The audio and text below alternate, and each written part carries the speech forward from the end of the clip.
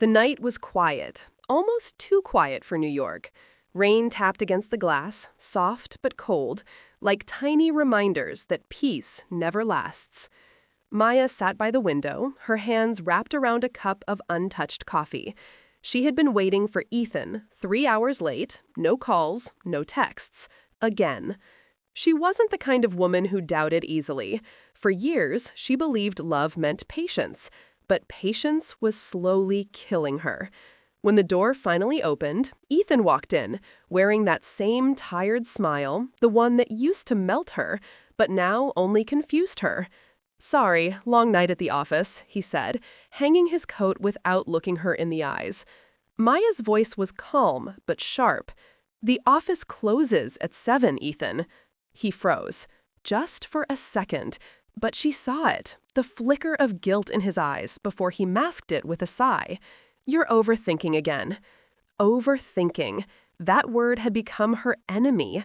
It was how he made her question her own reality, her own sanity. Later that night, while he showered, Maya picked up his phone. The lock screen flashed open, same code, same carelessness. But what she saw made her heart stop. A message thread with a name she didn't recognize, Leah. And the last message? "Can't wait to see you again tomorrow. Same place?" Maya didn't cry. Not yet. She just stared at the glowing screen until the light blurred into tears. The next morning, she smiled, as if nothing had happened.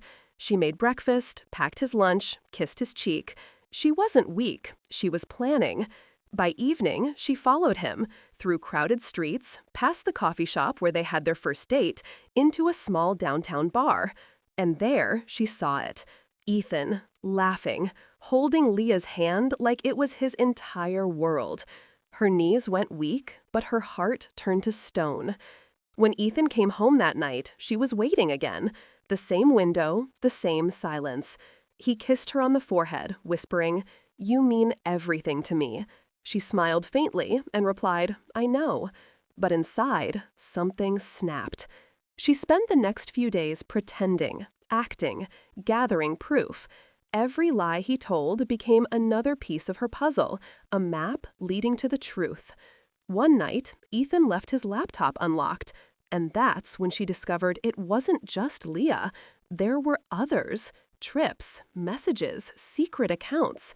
Her entire marriage had been a stage play, and she was just the loyal audience. That night, Maya didn't sleep. She packed a small suitcase, opened a hidden drawer, and took out a silver envelope marked, "In case I disappear." She smiled coldly. "You broke the wrong heart, Ethan." As dawn approached, she placed a note on the bed, simple, final. Sometimes love doesn't die.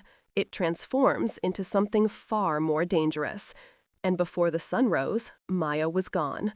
But the story was far from over, because the next morning, Ethan woke up to a knock on the door. When he opened it, 2 detectives were standing there.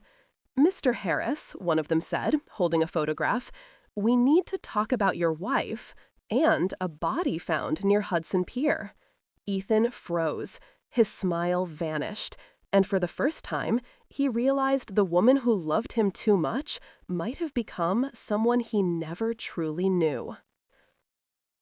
Ethan's hands shook as he stared at the detectives. "A body?" he whispered.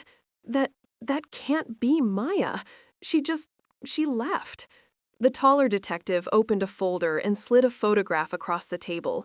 A woman's hand, a silver bracelet, the same one Ethan had given Maya on their anniversary. His throat went dry. Where did you find her?" "Hudson Pier," the detective replied. "She was found last night. Looks like she drowned, but there are things that don't add up." Ethan sat in silence. His world blurred, spinning between grief and fear. He wanted to cry, but guilt sat too deep in his chest. After they left, he poured himself a drink. The apartment was too quiet, too clean. Maya's perfume still lingered in the air, soft and haunting. Then the doorbell rang. When he opened it, there was no one there, just a small brown envelope on the floor. No name, no address, just a symbol, a small heart drawn in red ink. Inside, one line, written in Maya's handwriting. I warned you, Ethan. Love never dies. It only changes form. His pulse raced. The handwriting was real. He ran to his phone, scrolled through old messages, deleted pictures, anything to make sense of this. Then another knock. He opened the door again. The same detective stood there, but this time their expressions were cold. Mr. Harris, the taller one said, we've found something in your basement. Ethan's voice cracked. My basement? What are you talking about? They led them downstairs. Under the dim light, something metallic glinted beneath the old rug, a hidden safe. Ethan's hands trembled as they forced it open. Inside were stacks of letters, photos, passports, all with Maya's face but different names, different identities. The detective turned toward him. Your wife wasn't who you thought she was. Ethan's heart pounded. Each photo showed Maya with a different man, in Paris, in Chicago, in Los Angeles. Same smile, same charm, same story.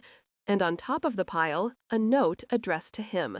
You lied to me, Ethan, but so did I. You thought I was the victim. You were the last experiment. He fell to his knees, disbelief breaking through his tears. She had played him perfectly. Every word, every glance, every tear was part of her plan. One detective sighed. We're still checking fingerprints, but one thing's certain. The woman found at Hudson Pier isn't your wife. Ethan looked up in shock. Then where is she? The detective stared at him. That's what we'd like to know. Hours later, Ethan sat alone. His mind replayed every moment, every kiss, every lie.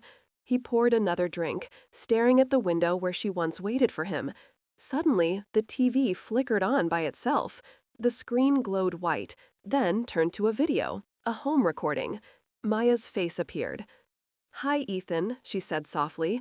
If you're watching this, it means you finally opened the safe. You always said I trusted too much. You were right, but you should have asked yourself why. She smiled, that same quiet smile he used to love. You broke my heart, Ethan, so I broke your reality. By the time you find me, I'll be someone else, somewhere else. Don't try to follow. The video ended. Static filled the room. Then, silence. Outside, rain started again, soft, steady, familiar. Ethan looked into the dark city lights and whispered, You win, Maya. Somewhere across the river, in a quiet motel, a woman checked in under a new name, a suitcase by her side, a silver bracelet on her wrist. She smiled faintly and whispered to herself, Love never dies. It just learns how to disappear. And with that, Maya walked into the night, free, fearless, and forever unknown.